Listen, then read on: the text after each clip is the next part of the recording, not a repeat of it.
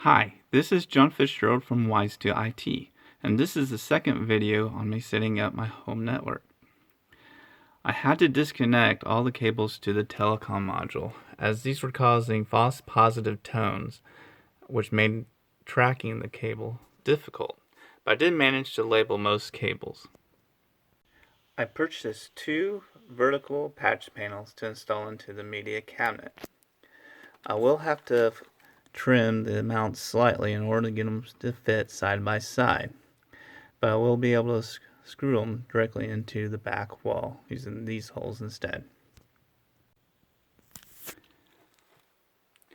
After drilling the holes, I realized that the wall of the media cabinet is right up against the drywall, so I had to use smaller screws than the ones provided with the kit.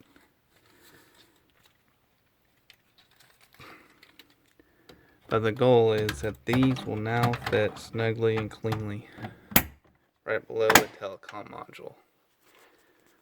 So the next step is to run the wires down here and behind these panels and hook them up.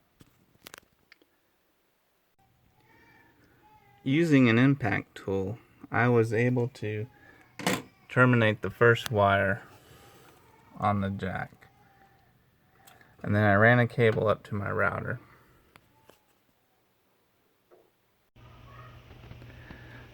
I then plugged my computer into the wall, and I'm able to verify that I am getting network access over the new wired port. I have the remaining wires connected.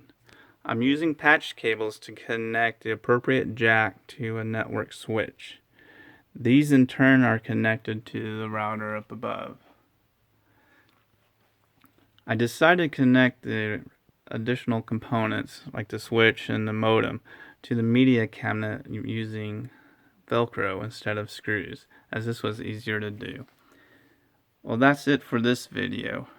Thank you for watching.